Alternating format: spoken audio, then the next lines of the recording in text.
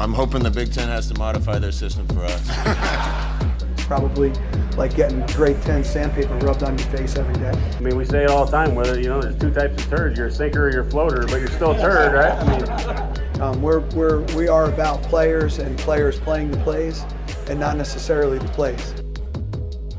Welcome to the Varsity Club podcast. My name is Derek Peterson. This is a football podcast, but unfortunately, we will not have football to talk about this weekend. It sucks. I am disappointed in that, same as a lot of other people. I'll get to that in a minute. I want to give a quick shout out first to our producers, Pat, who is with me right now in the Lincoln office, and then Sasha for their work and help on this podcast, and direct all of you guys that are listening to check out the full catalog of Hail Varsity podcast offerings. There's a ton. I joked with the team last week that I was not going to be doing individual plugs anymore because there are just so many shows. So if you go to hailvarsity.com/network, right? Network? I think network. You can view the full podcast network brought to you by Hurrdat Media. You can pretty much get anything you want to listen to. Subscribe to my friends' podcasts because they're all great. This week on my podcast, I've got Jake Kocorowski on. He covers Wisconsin for Rivals UW site Badger Blitz. He's a friend of the pod and he really is an all-around great guy. You can follow him on Twitter at Jake Coco, K-O-C-O. We were going to talk X's and O's and probably a big, long discussion on running the football and stopping the run. I was very excited about this game. For that exact reason. I thought this was going to be a litmus test kind of game for Nebraska or a benchmark kind of game for Nebraska. But now we'll probably end up talking about something else. I don't know. We'll see.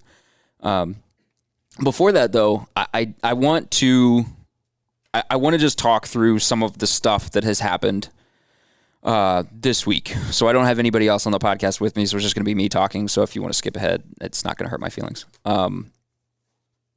University of Wisconsin Chancellor Rebecca Blank and AD Barry Alvarez made the decision Wednesday to pause team activities within the football program for a minimum of 7 days. And they made that decision in order to curb what they considered a troubling rise in cases within the program.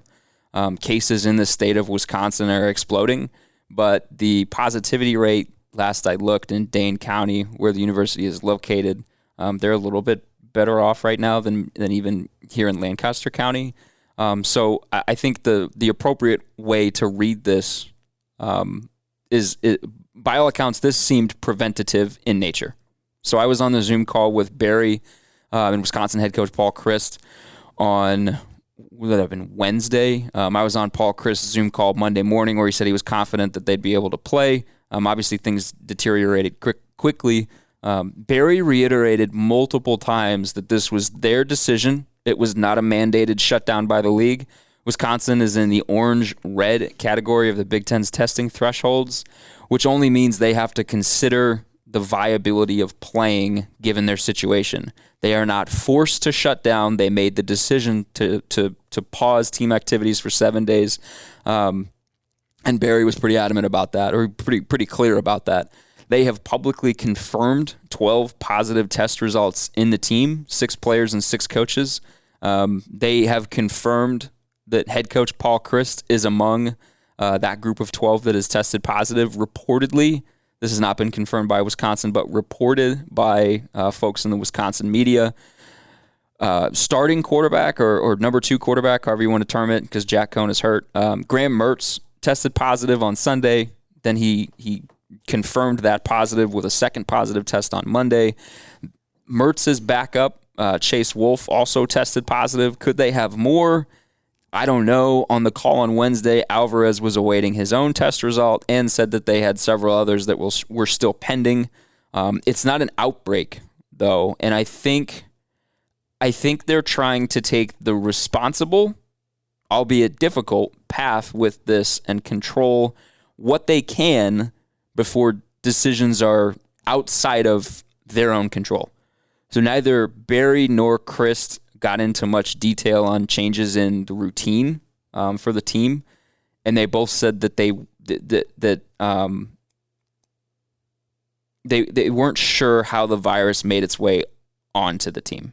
So there are internet rumors out there that I think if you look in like Jeff Patrikas's mentions, you'll see this pop up a handful of times. There's an internet rumor out there, but as we've seen here locally just in recent weeks, just because somebody acts like they know what they're talking about on Twitter, that doesn't necessarily mean that they're telling you the truth.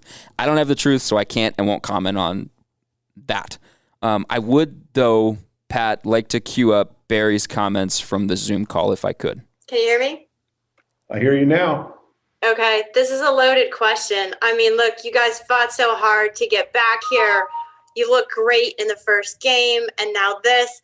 How do you balance the safety and the frustration with, man, like we could be a contender for the West? Yeah, it is. We were very excited about the fact that we could play. And I think the most dangerous thing is, being anxious to get back in, particularly, Heather, as you said, personally, I think we're a very good football team. And I thought we performed very well. Really impressed with the fact that we had, as you watch games, as I've been watching college football for the last several weeks, that first game, there were so many mistakes made by so many people, whether it be turnovers, penalties, et cetera. And we played such a clean game. And to turn around and not be able to play or continue to practice right now is very disappointing and frustrating. And I think the first thing, your natural tendency is, let's get back on the field and get right back at it. But that's where, you have to put priorities in order and make sure that our number one concern is health and safety of our athletes. And that's the priorities that we'll keep. All right. Thanks, Coach. Appreciate your time. So I don't believe Wisconsin is running scared from Nebraska. I don't believe that a team that won its season opener 45-7 is afraid of a team that lost its opener 52-17. I don't believe a team that has won 7 straight games in this series is looking to use a pandemic as a cover to duck the game because it's afraid of losing. I don't believe that a team that has, in the last 7 games against Nebraska, run for 2,533 yards on exactly 8 yards a carry. I'm going to say that again. 2,533 yards in 7 games on 8 yards a carry. I do not believe that team is afraid of a team that allowed 5.2 yards a run in its opener.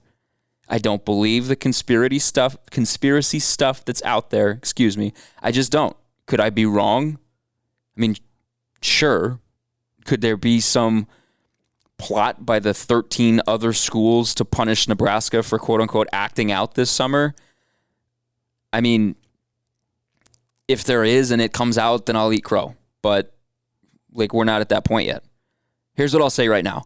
I think the adults in the room need to start acting like adults because the kids are the only ones actually affected by this, and they're really the only folks I care about right now. All of the extracurricular stuff that is going on, frankly, has been embarrassing to see. I'd like to see Brendan Hymas and Deontay Williams and DiCaprio Bootle and all the other seniors on this Nebraska football team be able to have as close to a normal season as possible because they did not ask to be put in this situation. They've had as terrible a luck as you could possibly have with the way that their Nebraska careers have gone. I'd like to see guys like Wanda Robinson and Luke McCaffrey and Adrian Martinez on the football field doing what they love because that's fun to see.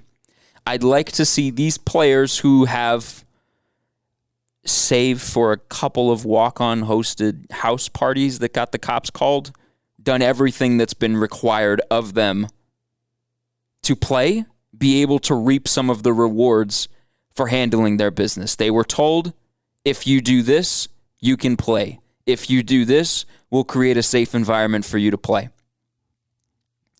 I'd like to see the folks in the Big Ten office start embracing some accountability. 0 answers from the Big Ten this week is unacceptable. The conference has time and time and time again this summer completely failed at effectively communicating what is happening. Alvarez this week provided an example of what actual leadership looked like. You don't have to like what he said. You don't have to like the decision that he made. But Alvarez in his Zoom call that same afternoon that he made his decision said, this is what we're doing. This is why we're doing it. Here's who made the decision. What questions do you have? The league office should take notes. I'm going to read a Nebraska statement we got Thursday. Quote, with the cancellation of the game against Wisconsin, we did explore the possibility of securing a non-conference game for Saturday. This is a joint statement from Bill Moose and Ronnie Green. Quote, the discussions we had were with teams that had already implemented stricter testing protocols than those mandated by the Big Ten Conference. Those details were non-negotiable if we were to bring a non-conference opponent to Lincoln. End quote. Stick on that last line, because that last line carries with it an implication that Nebraska had conversations with the Big Ten, and the Big Ten said, if you do this, here's the standard you need to meet. Right? Or am I interpreting that wrong? That's what it sounds like to me. So with that in mind, I don't really understand the conference coming back and saying, yeah, no thanks to a game this weekend. Nebraska found an opponent that had played and had been testing and had just tested Wednesday and was cool with coming to Lincoln and was cool with giving the Big Ten a game. And the Big Ten said, no thanks. We're good. It lost a TV slot. It lost a moneymaker. It lost 4 hours of promos. Nebraska offered a chance to regain some of that, and the conference said, nah. Why? Why? I'd like to see a little more appreciation for what the student athletes are actually being asked to go through right now. They're not normal college students in a normal time, and right now they're not even allowed to behave like the 20-somethings they are. Football, school, sleep. Don't go anywhere else. Don't see anyone else. That's really hard. Wisconsin didn't allow player families at its games. This is not an easy thing that they're going through. I'd like to see the folks at and around Nebraska operate with a little more professionalism too. Professionals in this market fan the flames of conspiracy theories this week. There seems to be this thing where instead of tweeting or talking or podcasting or writing with logic, we're just looking for ways to rile up the fan base and boost engagement numbers. The poll that the Husker Sports account ran Wednesday night was an incredibly poor taste. I know that account isn't associated. It's not the university. And this gets back to what I said about Moose whining about the schedule, reflecting poorly on Frost. The account is verified. The account has the Nebraska logo in it. It says Husker Sports in the name. Right or wrong, Nebraska's athletic department is associated with that. They're not happy with that. Are they happy with that? They got dragged on Twitter, and rightfully so. And the athletic department has had their fair share of tactless tweets this summer too. They were a little too cavalier with the situation on Wednesday, I thought. The quarterback picture that was shared, it was a good troll job. But for that to be the only sound from the Nebraska football program on Wednesday, that's rough. My immediate reaction was, damn, this is clever. And I tweeted that it was clever. And then I sat and thought about it. And I deleted the tweet. Yes, it was clever, but maybe it was not the appropriate time. This is a virus that has killed over 200,000 people in this country. Maybe don't joke, neener, your kids have it and our kids don't. Regardless of what the science says about at-risk age groups. I know people my age who have died from the virus. Chris had a Zoom call with reporters after testing positive. Frost was scheduled to meet with reporters Thursday afternoon, and that call just never happened. There was no word from Nebraska's official channels that it was called off. It just didn't happen. So everyone on all sides just needs to have a little more grace for the complexities of this situation and for what others are going through, I think. What I care about right now is that Paul Chryst and any other Badger coach with the virus makes a speedy recovery and they can get back on the field with their team. What I care about right now is that the 6 Wisconsin players, or however many they are, who have contracted the virus recover without any issues. Sports Illustrated's Ross Dellinger had a report this week that cardiologists are finding so few heart abnormalities in COVID-positive athletes that they're no longer recommending any cardiac screenings for those who experienced mild or no symptoms. That would seem to call into question the necessity of the Big Ten's 21-day sit-out rule, which is designed to give an extra week for cardiac screenings of athletes who've tested positive. So if the science has changed, I'd like to see the adults in the Big Ten's decision-making rooms adjust right along with it. What I care about right now is that the kids on Nebraska's team have the same opportunity as everybody else in the conference. If Ohio State has a game canceled, Ohio State does not get to schedule someone else to boost its college football playoff resume. The precedent has been set. I'd just like to see some common sense. And there hasn't been enough of it lately. So that's the end of my monologue. Let's get to Jake. On the podcast this week, as we've had, I think this is year 4 with you being on the podcast, because this is my 4th season. Yeah, so it would be year 4. Friend of the pod, best friend of the pod, I would say. Aww. Jake Kocorowski out in Wisconsin in Badger territory. Jake, how are you? Doing well, man. It's been a wild week, been a wild 9 months, professionally, personally, all that fun stuff. But, I love you guys. I love y'all, at Hail Varsity, and I appreciate you having me back on. Yeah, you've had some changes go on in your personal life since we last talked. Where are you writing for now? Yeah, I'm back at Badger Blitz, which is Wisconsin, the rival site that covers Wisconsin, and back as a senior writer. But before that, I was at 8 months at allbadgers.com, which was Sports Illustrated's Wisconsin channel. But with the pandemic, and we were fortunate enough to do this, but when in the Madison School District, we're now all virtual schooling until at least through this the second quarter, so late January. And when we first heard it was going to be all virtual schooling for the first semester, or first quarter, I should say, for my boys' school. We got 3 boys, 2 twins that are in kindergarten and a 3rd grader that's going to be 9. And I'm still freaked out. I've been a dad for 9 years.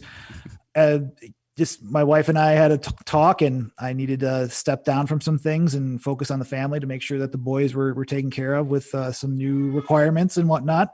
And that's where I've gone from there. And if you hear my boys in the background, that's what you'll probably hear from me there. Just being a teacher's aide / part-time sports reporter, sports writer. So you have been taking part in virtual schooling. So we can expect you to maybe transition into like a journalism professor role, like teacher in your near future. If it comes to that, I'd love to talk. I'm always there for the young reporters. I actually wasn't a J school guy either. I was a comm arts at UW. I graduated from Wisconsin, UW Madison. Oh, really?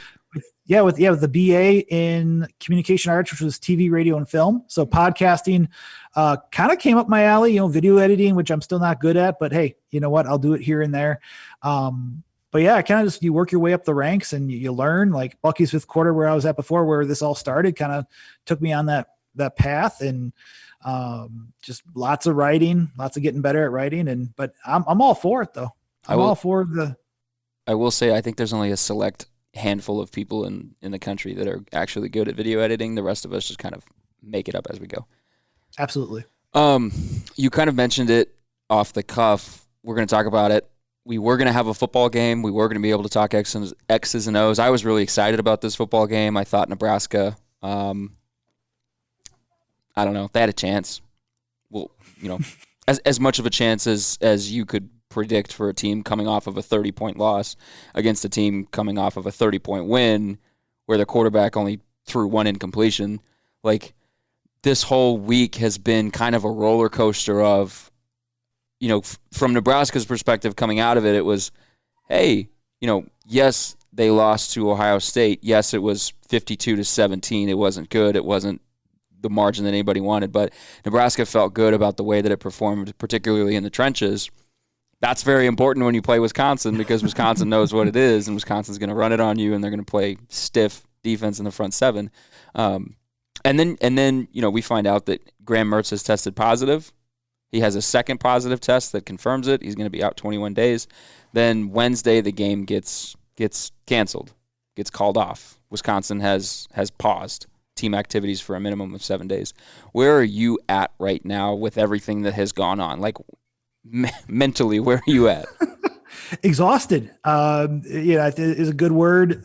Trying to when you started to hear the reports come out from like the Milwaukee Journal-Sentinel, as of was it Sunday, if I'm not mistaken. Yeah, Sunday night with Graham. Yes, Sunday night with Jeff Petrikis, a good colleague of mine from the Journal-Sentinel, and then you're hearing the Wisconsin State Journal, also having their reports and just things swirling, and you're trying, we're trying to run around. I'm also being a dad where I'm also trying to take care of my boys.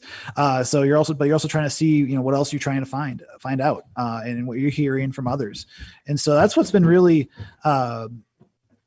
it's been mentally exhausting there. And, but just trying also, people wanted to have, I'm sorry, Derek. This is the last time, buddy. What's up? Can you check my 3 things? I'll trust you. You can submit it. Okay. You can go play some Nintendo Switch now. Whoa! Dad of the year. Right there. I vote we leave this in the podcast. That was incredible. I didn't come off too stern, did I? No, that was wonderful. Okay. The woo at the end when you said go play Nintendo Switch was the best part. That brought back memories. Not gonna lie, that's my go-to when it comes to anytime basketball availability or football availability. If they're on lunch break, I tell them right away. Just, hey, you know what? Go downstairs and play. If it's the end of the day for availability, we're gonna have Switch for you. You've earned it. I mean, virtual schooling is just tough too, and it's it's taxing on parents, it's taxing on the kids, the teachers, the staff, the aides, etc. So it's kind of I'm not trying to use that as a go-to every time, but they deserve it. They earn it.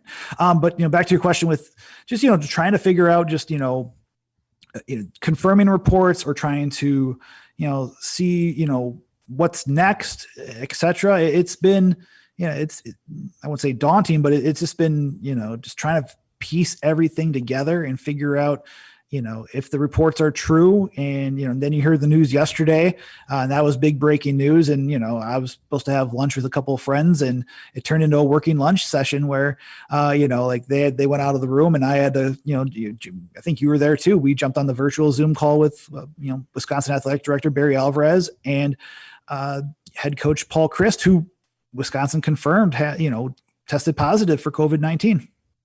It was wild that Chris talked twice this week and once after being confirmed positive. If Scott Frost tested positive for COVID-19, I don't think we'd hear from him for months.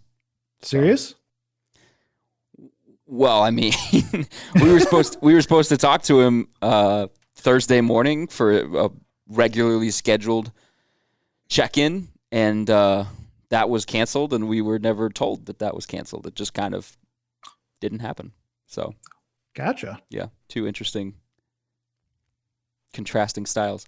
From Wisconsin's standpoint, it's got to be crashing down off of a high, right? Talk to me about what you thought of their first game, 45-7 win over Illinois. Graham Mertz looks wonderful. The run game, everybody was thinking was going to be a little bit rebuilt without Jonathan Taylor and having to replace some pieces on the offensive line. And then Graham Mertz comes out and is like, okay, cool, we're going to throw the ball and be really good at that now. Yeah, Air Mertz, Wisconsin going air raid is a joke. What? Who is this? And it was, I wasn't at the stadium, but, Ben Wargles got the credential for us up in the press box for Badger Blitz just because of restrictions and, obviously trying to keep distance and et cetera, or else I would have been back up there for another year. I may still be dependent upon what goes on down the road, but you see just with the potent quarterback, and I think Jack Cohn could have made some of those throws too. I think Illinois' defense, looking at what they did, you saw Jake Ferguson wide open twice. And you saw, you did see Mertz have some great passes, right? Where the touch on the first touchdown pass to Mason Stockey, the fullback. And then you also had him on that strike to Jake Ferguson down the middle in that first half. And then, of course, the deep throw from to Danny Davis at the end of the first half. And you saw everything that we saw at times during – we didn't get a chance to watch, obviously, spring ball or fall camp this year, but last year in 2019 when he was a true freshman, you saw the accuracy, 20 to 21 passes, breaking the school's all-time record for single-game completion percentage. 5 touchdown passes. You saw the strength of the arm. You saw the ability to put touch on there, accuracy, etc. So you saw, and people, took note. Obviously, nationally, people took notice of Graham Mertz as well. And that's not, like I said, that's nothing taken away from Jack Cohn, who has emerged as a leader of this team in a locker room, but also, has very good tangibles and, has decent arm strength and the ability to make teams pay through touch, great touch on his passes too. But you saw just what a lot of people have been hyped up about for a player that was a top 50 player in the 2019 class out of Rivals. But you also look at someone like, you look down there and then you start seeing the reports, and it's a come down, and you start seeing, he test, did he test positive? And people are starting getting, those reports start coming out. And then you kind of go look at, if this is true, Chase Wolf. And Chase Wolf's not a bad quarterback either. He was a 3-star signal caller out of the Cincinnati area. I thought he was the most dynamic quarterback they had, or the most versatile, I should say, probably, in my opinion, just because he had a strong arm. He could throw it from multiple angles. We saw that last spring camp and last fall camp for that matter. But he also has mobility, where he could beat you a little bit with his feet, his legs.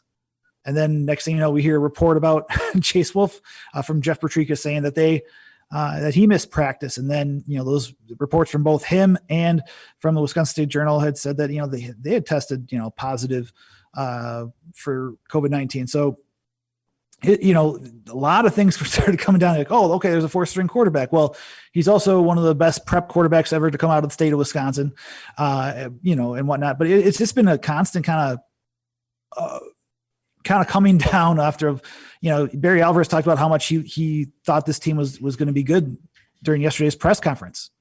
And so now you wonder just, will they be able to suit up player? Will they, after this pause, they didn't even talk about just looking ahead to Purdue. They're trying to say, both Barry Alvarez and I think Paul Chryst both said, let's just focus on these next 7 days and go from there. They didn't look ahead saying, we'll be fine for Purdue. They didn't ever said that. They were saying, let's tackle what we need to tackle in these 7 days to make sure we have that opportunity. So it's definitely going to be interesting what's going to happen the next week in terms of what happens with Wisconsin, Purdue. And, but it's been a very much a high, and it came crashing down pretty quickly with a lot of the hype and people, being really excited for what this team could do. Yeah. I thought that question from Heather Dinich was really, really good. That the answer that you were just referring to from Barry Alvarez came.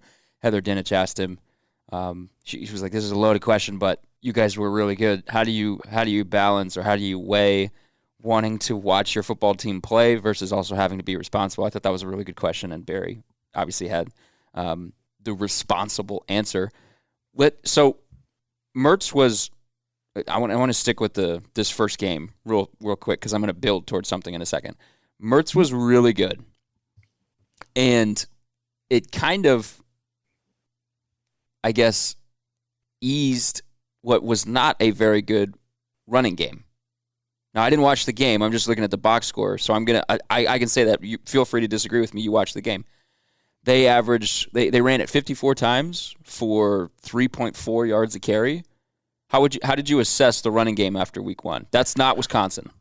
That's not, no. And I mean, I knew there's going to be some obvious drop off when you have a living legend like Jonathan Taylor, right? Jonathan Taylor, 6,000 tailback. career yards, 2-time Doak Walker Award winner, and 2-time Big Ten running back of the year. And on top of that too, I think even more, I mean, there's talent in that running back room, in my opinion, and I'll get to them in a second, but like, you're also replacing 3 starters on the offensive line. And yes, Josh Seltzner and Caden Lyles both started 4 games last year, but Lyles is sliding into Tyler Biadish's spot, and Biadish is now with the Dallas Cowboys, starting there for Mike McCarthy's team. But you also had David Mormon and Jason Erdman, who both, started many games last year, and they, towards the end of that year, they really started solidifying just what they could do running the ball. Like, when they're running for 300 yards per game against Nebraska, against Purdue, against Iowa, like they did, those guys were they were in the interior line there. And so you're having Joe Rudolph had to figure out the best 5 pieces still. And this is and honestly too, this is times where unprecedented, where you didn't have your normal fall camp to figure it out. You didn't have your spring ball to figure it out. you do have a returning John Dietzen too, where he played on the left side of the line, for the first, 4 or 5 years that he was here. But then, he took last year off because he retired, he basically retired in February due to he mentioned, injuries. He came back and, he's kind of locked down that he had the right guard spot. So there's still the offensive line still is in flux, I think, in terms of just locking down. And, Illinois, I would say, probably still out against the run a little bit more, obviously, to try to stop that, because if Wisconsin gets their play action really, really going off the run game, that's big.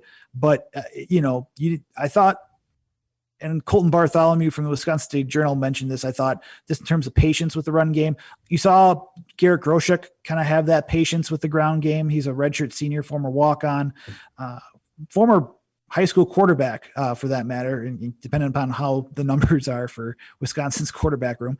But he showed a lot of patience, but I'm still interested to see what else Nakia Watson can do and Isaac Garendo can do. Cause Watson averaged under 3.5 yards per carry. Same thing with Garendo. And so those three are supposed to be the big time backs. I know they have Jalen Berger, who's going to be a 4-star running back down the road, who I think, has real big potential, not just running the ball, but catching the ball out of the backfield. But they do need to sure things up, blocking wise, I think. And then also just against, the backs, I think this need to show a little bit more that way. I think they can do it, but there was going to be a drop off. I didn't know how much it would be. And the biggest improvement will be from week 1 to now whenever Wisconsin plays. Yeah. Wisconsin as a program, and this coaching staff in particular, I think that they've earned the benefit of the doubt, and they have the cachet that you would expect them to figure it out as the season goes on. And I think you can say the same defensively, like they lost Chris Orr and Zach Bond, 2 big pieces of the defense last year, but they only gave up 7 points in the opener to Illinois. So right. things were working on that side of the ball. This is going to be a leading question because I think we're both in agreement on what the answer is. Was Wisconsin scared to play Nebraska? I don't think so. Yeah, it is despite even if they had to go down to another player, to go down to their 4th string quarterback, there's no way that they'd be scared, in my opinion. I think the way this season is, and I know that the NCAA has that thing about the extra year of eligibility if they wanted to, but I think this is going to be a lot of the final years for someone like Cole Van Lanen, who should be the next Wisconsin offensive lineman being drafted in the NFL. Eric Burrell, back in August, who's one of the star safeties for the team, mentioned that he didn't know it would take him a lot of convincing if to come back for 2021 because it would have been his 6th year. Yeah. And so I think with Wisconsin, I don't, and plus Barry talked about how much he liked his team and, and going back to Heather's question about that. And so there's no way, they're going to play. They want players to have the opportunity to play.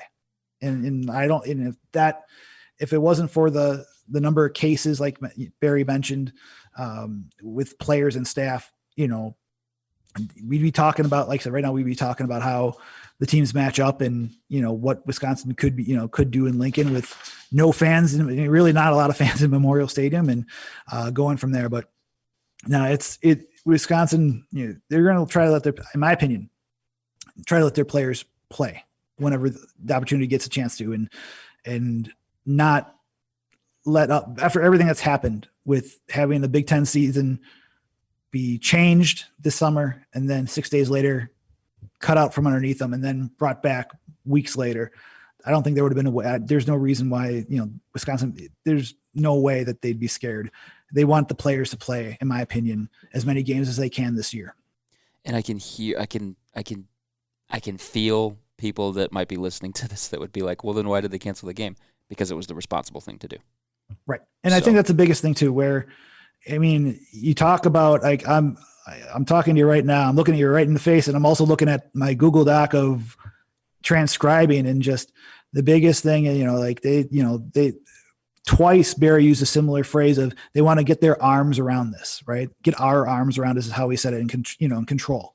That's, similar wording for a couple of the questions that, that were asked, which some of them were very similar on that call on Wednesday, but it is something where for Wisconsin, they wanted to do the responsible thing. And I think that goes up, and I even, hearing from, there's been, I think, tweets from various Wisconsin beat writers like Jeff Petrikas, others, it's something I agree with too.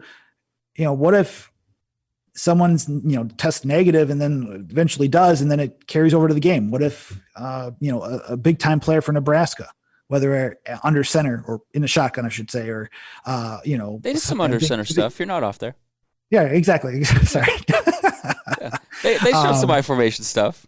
I'm having flashbacks to looking at some of the defensive alignments last year and just seeing Adrian Martinez run for 47 yards on that end. But it's just one of those things where you have, what if some, just star players, for Nebraska, what if that is a domino effect, right? With this and just the protocols that they have, because then they're gone for 21 days for a 21-day protocol. Yeah. And it goes, it goes full, it basically is, that's how it goes. It's a chain. And so I personally, I believe it was, I think it's the right thing to do if they've, within that orange red designation that part of the protocol states, those officials have the right to talk about that. And I think it's going to be good for not just Wisconsin to get healthy, but I think it's good for Nebraska to continue this season after this game. Cause then you don't have to, even though there's the daily antigen testing, you're still, in my opinion, you have that, you don't have to worry about that down the road, especially if, let's say, next week you have more tests for Wisconsin that pop up. So I think it's a safe and responsible thing to do for sure. And this impacts their standing as it relates to the Big Ten West title race, right? Like what does this do for them in terms of this is a complicated thing that the Big Ten has laid out, and it's Brandon Vogel used a phrase on his podcast that I'm going to borrow. It's clear as mud with the Big Ten right now. Do you have any clarity, or have you kind of looked at this and kind of sussed out like what happens for them with the Big Ten West division title race, losing a game? Like if they lose the Purdue game, then what happens? Right. No, I mean, I haven't had a real chance to really even dive in yet, to be honest with you. I mean, it's one less game for Wisconsin to, I think one just in general for Wisconsin players having one less game this season to play in what's been a very, I know the word I think in 2020 is unprecedented, but that's one thing. But also it's also another game where I think part of it is the margin of error for whenever they do play again will be less. Depending upon, I mean, Wisconsin, I think first off, if I'm not mistaken, Derek, isn't it 6 games is the minimum for Big Ten teams to play to be considered for the championship game. Yeah. And then if they're under 6, for them to be considered like the average number of games played for other teams in the league has to be below 6 as well. Yeah. It's weird. It's strange. Yeah. It's weird. Yeah. There's a lot going on with it. And so like, I still have to like wrap my arms around that. If I borrow a phrase from Barry Alvarez, but also Gary Anderson used that way back when in 2013 and 2014, but that's a different story. I still have to like dig deep into that, but it does, I think, affect I think margin of error. Yeah. A loss hurts a little, could hurt more, depending on the number of games. I think it'd just be really interesting to see just how this all plays out coming up. And just, I think the big mark for Wisconsin is like, will they be able to play next week? Where it depends on when Paul is back allowed on the sidelines, because he mentioned it's 10 days quarantine on his end for the team. But it really will be interesting just to see what comes out down coming up, where in terms of if there are any additional cases, who would be out, who's ready to step up and go from there. Have they confirmed, when we were on the call, Barry said that they were still waiting. They had a couple of test results that were pending. Have they confirmed any more positives or not yet? They haven't sent anything else out to us today, as I'm doing a quick check on my email, trying to be a multitasker here. Yet I have not seen anything else regarding, I know in the way that you mentioned it, they were saying, Barry had mentioned that they believe they had one positive test. He says, I believe it was Wednesday prior to the game. Mm-hmm. Since the game, we've had 12 positive tests. That was in his first question to Colton from the State Journal. But yeah, he said like, we do have a couple that are still pending. That was the third question in that press conference. And we have not heard anything. I have not heard anything back in terms of how many is, if he says a couple, if it's actually two, or, if that's just a figure of speech, if, depending on how many tests there are. So I don't know exactly the exact number, even though a couple normally means two. And I have not heard any of the results back. Okay. Definitely a situation to keep monitoring. Well, you've got stuff you got to do, so I want to be respectful of your time. I got one more question for you. If this game had been played, what do you think we would have seen? Who would have won? What do you think it would have been competitive, or do you think it would have been another double-digit win for Wisconsin, and what would have been 8 straight wins in this dumb series? Okay. Quick qualifier. Are you talking about Mertz under center, Mertz or Wolf under center? Or are you talking about if Mertz and Wolf would have both been out? Oh, do we want to just say, like, in a perfect world, like everybody's healthy and playing? I kind of do, because I don't think Nebraska gains anything from a forfeit. I don't think Nebraska gains anything from beating Wisconsin without, like, a movable body at quarterback. Yeah, so let's say both teams are fully healthy. Nobody has COVID test outs.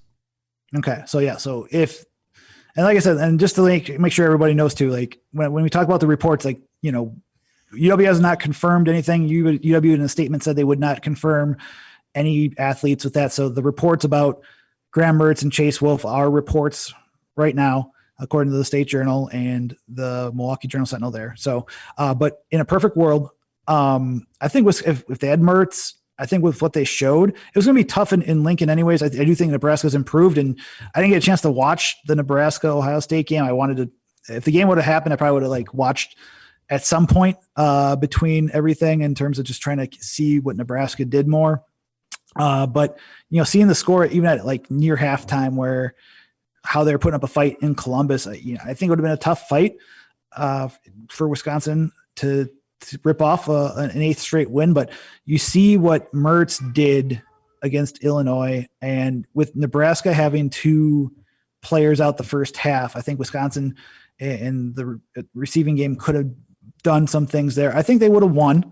I'm not trying to be a homer by any stretch, folks. I promise you that's long past me now, even though I am a graduate of UW. But I think with Wisconsin and what they've done offensively, I think they could have expanded that passing game even further. I think I would have seen more improvements out of that run offense, the rushing game, in terms of, I think there are things that could be cleaned up from Watson and Garendo, for that matter, in the run game from the backfield. Defensively, the key matchup, Derek, would have been, in my opinion, just could Wisconsin contain the Nebraska rushing attack last year? I mean, I watched it. I wasn't able to make it out to Lincoln, but you saw it too, though. 273 yards rushing for the Huskers against Wisconsin last year, and you saw Dedrick Mills go for 11 yards per carry. Adrian Martinez would have had over 100 yards if the sacks didn't count towards his total. Wisconsin, I thought they did a good job clamping down on the rushing attack outside of Brandon Peters getting outside and having 75 yards last week for Illinois. So, I mean, I think that would have been, if Wisconsin clamps down there. I'm really high on Wisconsin's secondary this year with Caesar Williams and Rashad Wildgoose. I think, has lockdown corner capability too, and Faion Hicks and a 3-man safety group that are all starting capable. But if Wisconsin would have clamped down on the Russian attack, which I think Nebraska would have gotten some stuff from Martinez and McCaffrey and Mills.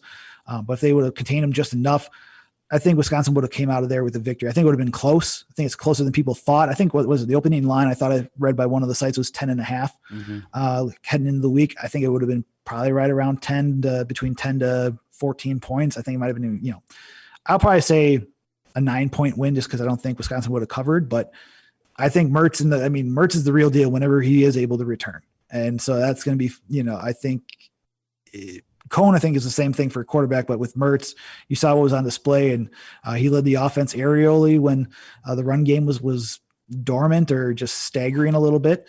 I think that would have continued in Lincoln. Mertz just has like that excitement factor that you don't, or at least that I didn't get with Cohn. So he just has that kind of that it factor that's hard to quantify and hard to point to. It's an eye test, right? Where, even with Cohn, Cohn was just so, with the way Cone is, I mean, he's a leader of the team. Like he's got the full respect of the team in terms of how he's a leader. And Benny talked about that, after his injury. Cone throws an accurate pass. He's got a strong enough arm for a deep out. You saw that from Mertz on a third down, by the way, to Kendrick Pryor, where he just gunned it.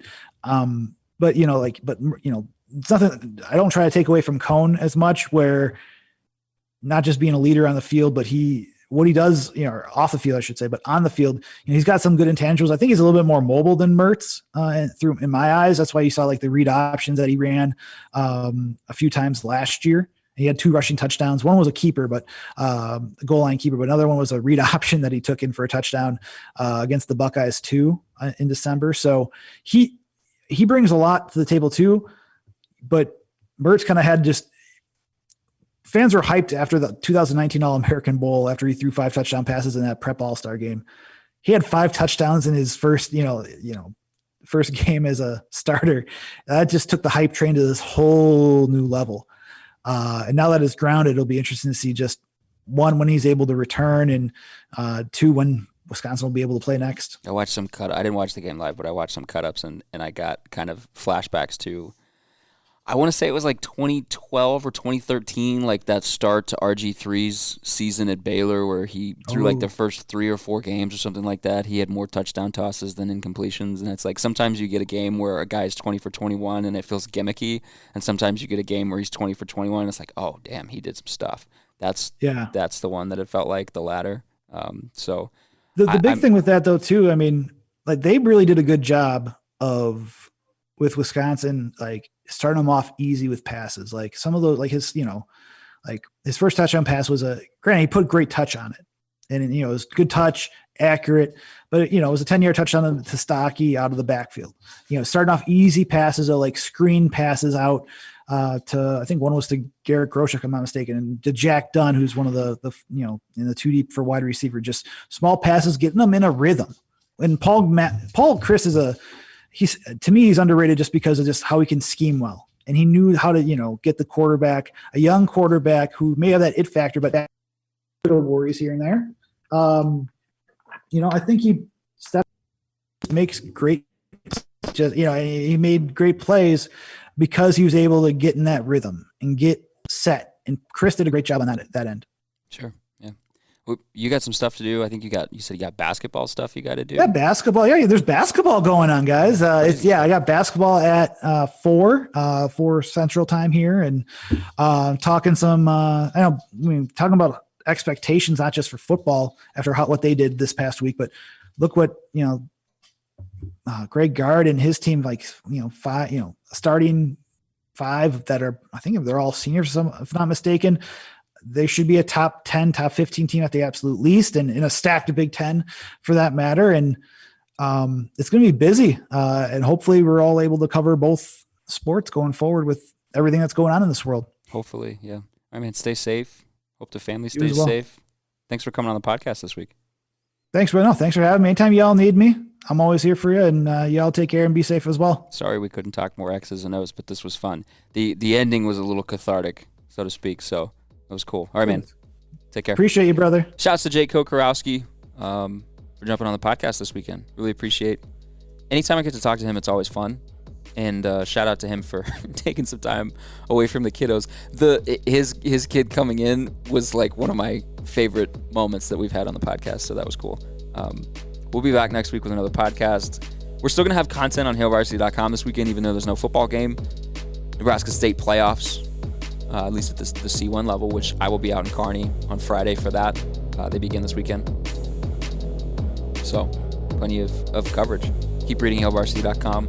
Keep listening to the network of Hail Varsity podcasts. Subscribe to all of them. Listen to Chris Schmidt on the radio. And we will be back next week with another podcast. Thanks, guys.